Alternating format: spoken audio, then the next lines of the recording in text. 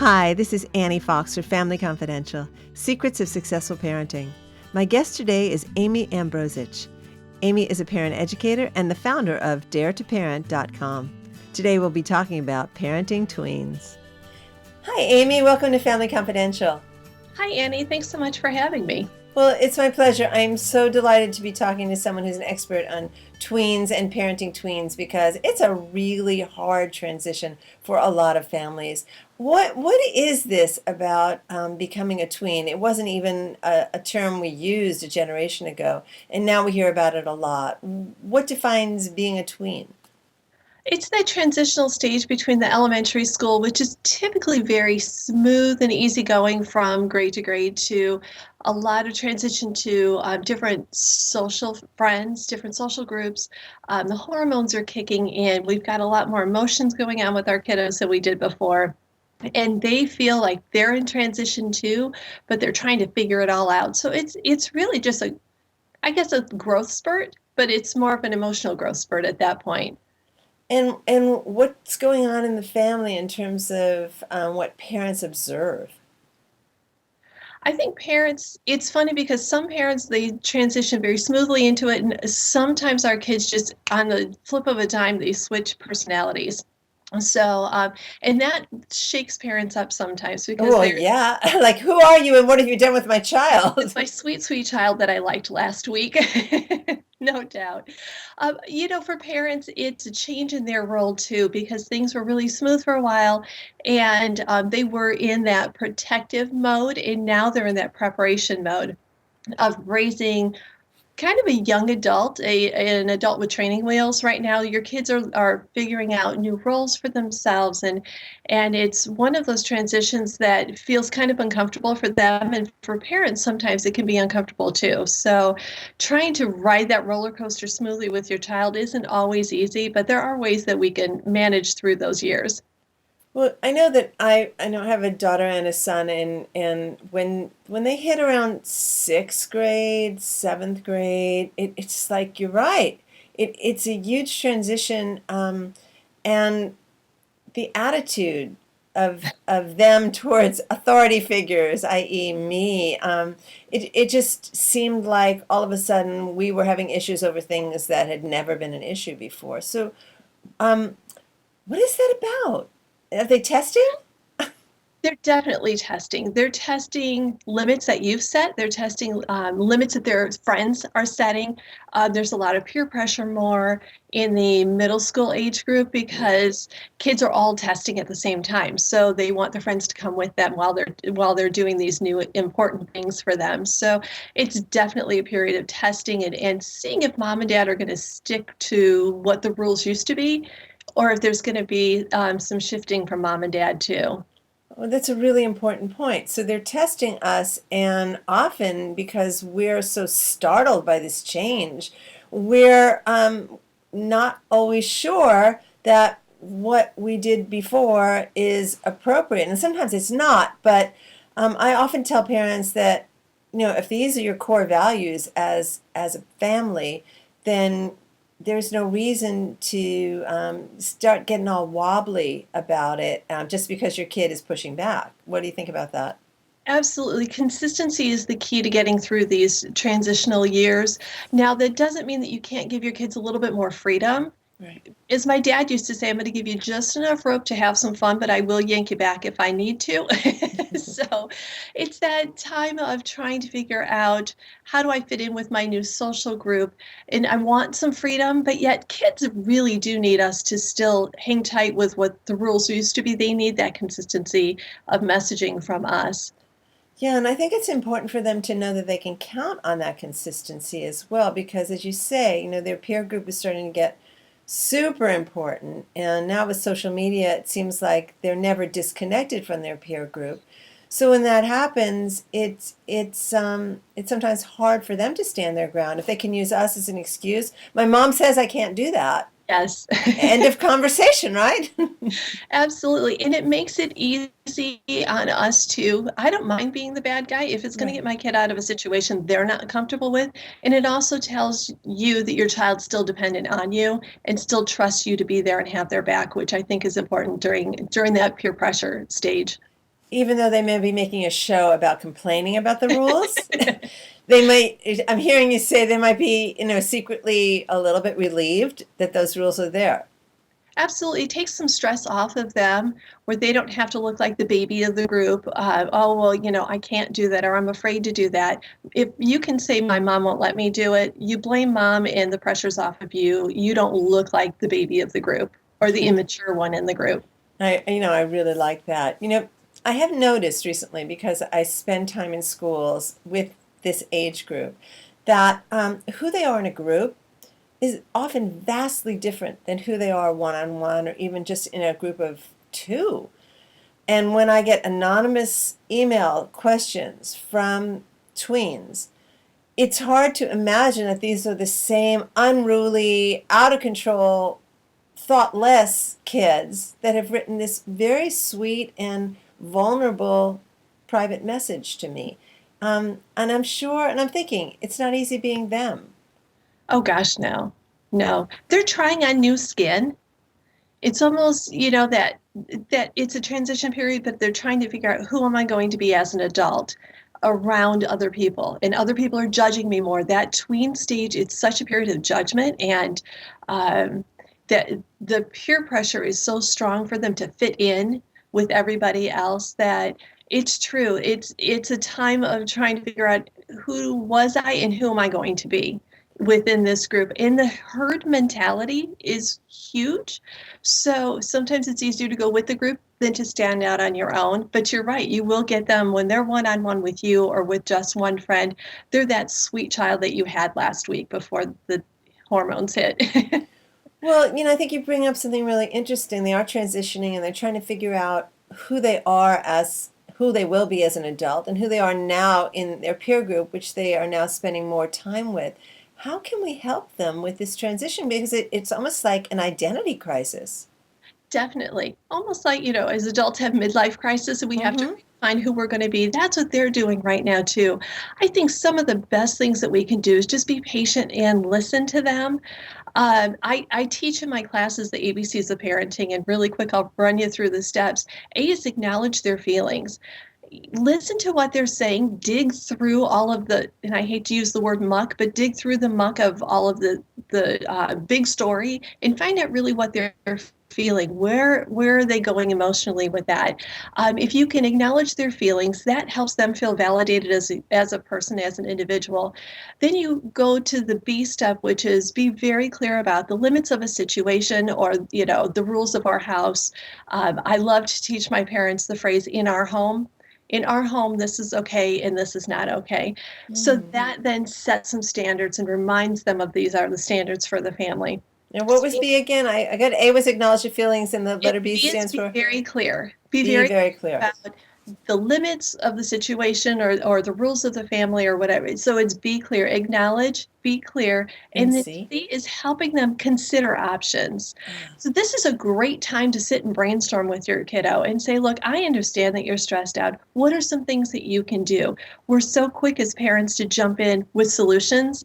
This is a fabulous time to sit them down and let them think through and come up with ideas. I could do it this way, or I could do it that way. And then walk them through each of those scenarios and say, well, if you did that, then what would happen? Walk them through that problem solving skill, because that's a skill that then they'll use later on in life too. So the ABCs of parenting, it's quick, it's easy. You can use it throughout those preteen and teen years, and it gives your kids some validation of mom's really listening and hearing what I'm saying. I love this. It is really simple, and it feels very empowering for parents, because often they feel like, I don't know what to do with this bundle of energy and emotion, and I don't know how I can help him or her, and I want, of course, to help. So this is great. The only thing I would add to that is that parents need to take a slow, deep breath before they start any of your A, B, or C, Yes. because I certainly remember it. It's upsetting when your kid not only is having a meltdown, but when they're fuming at you and raging at you. It's really hard. Everyone says, don't take it personally, parent of a tween, but it's hard not to take it personally when it's directed at you. Absolutely. And we get on the defensive and then we start to go into discipline mode. Yeah. And that then puts a wall. Your kids will put up a wall and they'll say, well, no, I'm not listening to you now. So we can take that deep breath, walk them through the ABCs, and hey, let's do this together. We're a team together instead of butting heads and arguing. It'll make things a little calmer at home, which will help. I have something that I just thought of because I'm recently getting emails from kids in this age group whose parents are splitting up, or parents are remarrying after having been single for a long time. It's another layer of transition dealing with a new step parent, possibly step siblings. On top of all this, um, the quote regular stuff of transitioning from childhood into young adulthood. Do you have any special tips for parents who are going through that kind of transition themselves in their own marriage and partnership? How to help their kids? I think we need to look at that from two different pieces of the puzzle. If you're a birth parent, you're already in tune with your child. You know their personality, and that if you're a step parent or someone coming into that step parenting role, that's really hard because you're almost that third wheel on a bicycle. You're not sure where I should step in, where I shouldn't step in. So helping your child as a birth parent, if you can help your child understand that this other person that I'm now bringing into our family and the kids that may be coming with them aren't a replacement for what we already have, it's just an addition to it. But we're all going to have to work together as a team. We're going to have to sit down and figure things out, even the logistics of how to get out of the door in the morning without it being Yeah. mass chaos every day. But do that as a team. Sit down at the dinner table, order a bunch of pizzas and just chill and relax with the kids and say, okay, here's something I'm thinking about that we might need to work through. I want to hear what you guys have to say. And everybody's allowed to share. No one's allowed to judge, because that way you get that communication going and the brainstorming going. But be very aware of the fact that what felt normal to your child has now been rocked. That boat's been shaken, and it's going to take some time. It won't be a smooth transition.